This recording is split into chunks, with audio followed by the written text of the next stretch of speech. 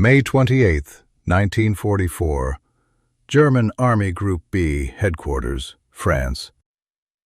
A major in the Abwehr, German military intelligence, named Friedrich Kessler, sat at a desk covered in aerial reconnaissance photographs and read, for the second time, a radio intercept summary that had arrived from a signals unit monitoring Allied wireless traffic across the English Channel. The summary was extraordinary, and Kessler had learned over the previous 2 months to expect extraordinary from this particular source. The traffic indicated an enormous concentration of forces in southeast England, in the counties of Kent and Sussex, directly across the narrowest part of the channel from the French port of Calais. The radio signatures, the unit call signs, the volume and pattern of communications, all of it pointed to a force on the scale of an entire army group. Hundreds of thousands of men, armor, artillery, logistics units stretching back through the English countryside in a supply chain built for an invasion of historic scale. And the commander of this force, according to multiple independent sources, agent reports, signals analysis, even aerial photography showing rows of tanks and landing craft staged along the coast, was the one American general the German High Command feared more than any other. The one whose aggressive, fast-moving armored doctrine had broken the German line in Sicily and again in Tunisia. General George S. Patton. Kessler had been tracking this formation for weeks. He called it in his reports the 1st United States Army Group, FUSAG. By his analysis, FUSAG represented the most logical Allied invasion force, staged at the most logical invasion point. Calais was the shortest crossing. Calais led most directly to Germany. Every doctrine Kessler had been trained on, every principle of operational logic, pointed to the same conclusion. When the invasion came, it would come at Calais, under Patton, with the overwhelming weight of FUSAG behind it. Kessler forwarded his assessment up the chain. It would shape German defensive planning for the most consequential 7 weeks of the war. There was only one problem. FUSAG did not exist. There was no army group. There was no concentration of hundreds of thousands of men in Kent and Sussex. There was no Patton commanding an invasion force at Calais, because the invasion force at Calais was a structure built almost entirely of rubber, plywood, radio operators, and a small number of men whose entire wartime job was to make a phantom army breathe. Hold that thought, because what Friedrich Kessler was looking at on his desk in May 1944 was not an intelligence failure in the way that phrase usually gets used. It was the product of one of the most disciplined, most patient, most quietly engineered systems the Allies built during the entire war. A system designed not to destroy anything, but to be believed. To understand Operation Fortitude, you first need to understand the problem it was built to solve. And the problem was almost unbearably simple to state, and almost impossible to solve through force alone. By early 1944, Allied planners knew with near certainty that the invasion of France would land in Normandy. They had chosen the location for sound operational reasons: beach gradients, weather patterns, the limits of fighter aircraft range, the location of German fortifications.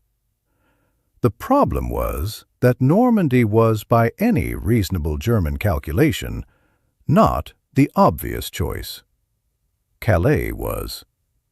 Calais offered the shortest sea crossing, the fastest route to the German industrial heartland, and the most direct path toward ending the war quickly. Any German staff officer studying a map of northern France in 1944 would draw an arrow toward Calais first. This worked against the Allies in one critical way, and for them in another. Against them, Because the Germans had fortified Calais more heavily than almost anywhere else on the Atlantic coast. More guns, more obstacles, more divisions held in reserve specifically to counter an invasion there. For them, because if the Germans could be kept believing the main invasion was still coming at Calais, even after the actual landings began in Normandy, those Calais defenses, and the divisions held to reinforce them, would remain in place, waiting, useless, while the real battle was fought and decided 200 kilometers away. The Allied planners did not need to defeat the German army stationed near Calais. They needed it to do nothing for as long as possible. And the way you make an army do nothing is not by attacking it. It's by convincing its commanders that doing nothing is exactly the right call, because the real threat, the one that actually matters, is still coming, right where they expect it. This is what Operation Fortitude was built to do, and it had two halves run simultaneously on opposite ends of Britain. Fortitude South aimed at convincing the Germans that the main invasion would land at Calais, and Fortitude North aimed at convincing them that a second, smaller invasion force was poised to strike Norway, pinning down German divisions there too, divisions that could otherwise have reinforced France. This video is going to focus on Fortitude South because it is the larger, more elaborate, and more historically consequential of the two, and because it tells you almost everything you need to know about how the Allies had come to understand deception not as a trick, but as an engineering discipline. The Phantom Army needed to be visible in every way that mattered, and invisible in the one way that mattered most. It needed to never actually exist as a fighting force, while leaving a trail of evidence that, examined through any single channel of German intelligence, looked exactly like a real one. The British called the overall deception planning body the London Controlling Section, and beneath it, a specialized unit handled the physical deception, building and arranging decoy equipment to be photographed from the air. This is where rubber and plywood entered the story, and where it becomes clear how seriously the British treated the problem of making a lie look structurally sound under scrutiny. The decoy tanks were inflatable, made from rubber and canvas stretched over a frame, designed specifically to read correctly in aerial reconnaissance photographs, the angle the Luftwaffe would actually be shooting from, not the angle a person standing next to it would see. From a few hundred feet in the air, a field of 40 inflatable Sherman tanks looked, in a black and white photograph taken through a German camera lens at altitude, exactly like a field of 40 real Sherman tanks. Up close, in daylight, on the ground, a soldier could carry one under his arm. The same principle applied to everything else. Dummy landing craft, built from scaffolding and canvas, floated in the harbors of southeast England, riding low and heavy in the water in a way that, from the air, was indistinguishable from real vessels loaded with troops and equipment. Dummy aircraft sat on airfields that had real runways and real control towers, but no real squadrons. Fuel dumps, ammunition depots, even entire camp complexes were constructed from materials designed to be photographed, not lived in, because the entire purpose of these installations was to be seen exactly once by a German reconnaissance aircraft flying at altitude, and to convince an analyst back in Berlin that he was looking at infrastructure built to support hundreds of thousands of men. But physical decoys alone could not have sustained the deception for 7 weeks. A photograph is a single data point, and German intelligence, for all its institutional flaws, was not naive enough to commit to a strategic assessment based on photographs alone. The decoys needed a second supporting structure, noise, and the noise came from the radio. This is where Operation Fortitude becomes something closer to a symphony than a magic trick. because the radio deception required building an entire fictional military bureaucracy and making it talk to itself, constantly, in patterns realistic enough to survive sustained German signals intelligence analysis. A specialized signals unit, working under the deception planners, generated thousands of fake radio transmissions over the weeks leading up to D-Day. Messages simulating the day-to-day administrative chatter of an army group. Not dramatic messages, the opposite. Routine logistics traffic, requests for spare parts, complaints about delayed supply shipments, training schedule updates, personnel transfers.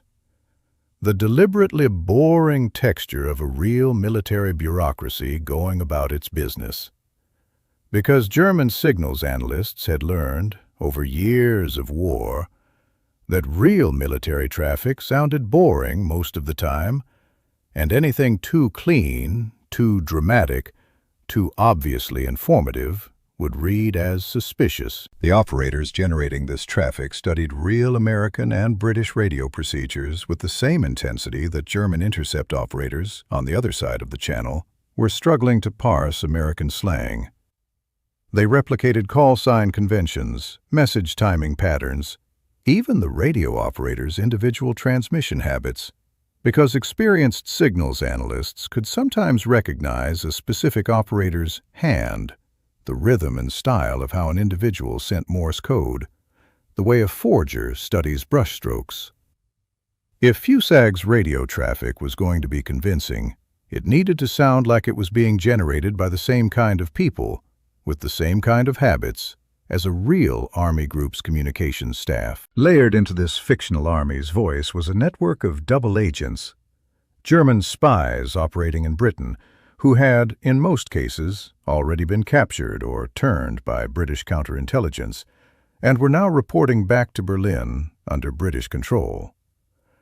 The most consequential of these was a Spanish double agent known by the British code name Garbo, who fed the Abwehr a stream of detailed, plausible reports about troop movements, unit insignia, and command structures in southeast England, all of it carefully constructed by his British handlers to corroborate the radio traffic and the aerial photography the Luftwaffe was bringing back.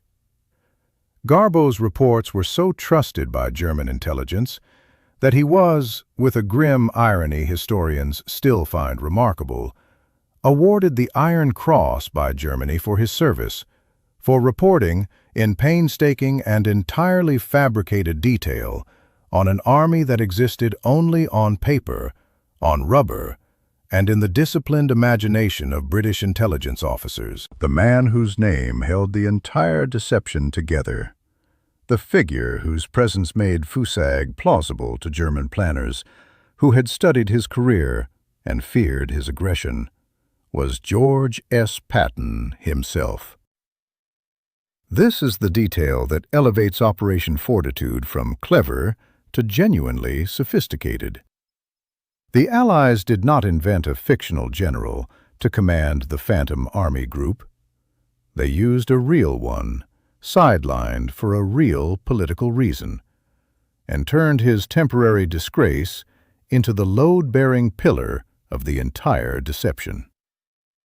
Patton had been removed from a frontline combat command months earlier, following a controversy involving the slapping of 2 shell-shocked soldiers under his command in Sicily, an incident that became public and forced Eisenhower to pull him back from active operational command while a political firestorm settled. By spring 1944, Patton was without a combat assignment, furious about it, and available. The deception planners gave him a job that, on paper, looked like a demotion, and was, in reality, one of the most strategically important assignments of the entire invasion. Be visibly, publicly, unmistakably present in southeast England, commanding an army group that existed mostly on paper. Patton toured the staging areas. He inspected troops, real troops, in some cases borrowed temporarily from genuine units to populate inspections and parades that German reconnaissance or agents might observe. He gave speeches. He was photographed. German intelligence, tracking his movements through agent reports and occasional sightings, concluded exactly what the deception planners wanted them to conclude. Where Patton was, the main invasion force was. Patton reportedly found the assignment humiliating in the moment. A man built for combat, reduced to playing a character in someone else's production, with no way to know whether his real military career would survive the war. He performed it anyway, with the same theatrical conviction he brought to everything, because he understood, even chafing against it, that the assignment mattered. He would get his combat command back in August 1944, leading the real Third Army across France in the breakout that followed Normandy. But for the months before D-Day, his entire job was to be a believable lie, standing in fields in Kent, in front of tanks that would deflate if you punctured them. The German High Command's defensive doctrine made them uniquely vulnerable to exactly this kind of deception, and this is the deeper systemic point underlying the entire operation. German strategic thinking in 1944 was built around the concept of identifying the enemy's Schwerpunkt, the main point of effort, the decisive concentration of force that any competent military would build its plan around. German doctrine assumed that an opposing force, including the Allies, would organize its invasion the way the Wehrmacht itself would have, around a single, overwhelming main effort commanded by its most aggressive and capable general, aimed at the most strategically direct target. This assumption was not unreasonable. It was, in fact, sound doctrine, built on decades of German military theory. The problem was that it made German intelligence analysts predisposed to find exactly the pattern Fortitude was built to show them. They were looking for a Schwerpunkt. The deception planners built one, out of rubber and radio static, and Patton's furious cooperation, specifically because they understood what German analysts were trained to look for. This is the same systemic pattern this channel is traced across a dozen other stories about this war. The German military built doctrine of extraordinary sophistication, internally consistent, rigorously trained, genuinely brilliant within its own logical framework. And again, the Americans and British found the seams in that framework, not by being smarter in the abstract, but by studying exactly how German doctrine thought and building solutions specifically shaped to the blind spots that doctrine created. Fortitude did not fool the Germans, because German intelligence officers were careless. It fooled them because it was built with extraordinary patience to satisfy every test a well-trained German analyst would apply. Even after the Normandy landings began on June 6, 1944, the deception held. This is the detail that proves how deeply it had worked. German High Command, for weeks after the actual invasion was underway, continued to believe that Normandy was a diversion, a feint, designed to draw German reserves away from the real target, which remained, in their assessment, Calais.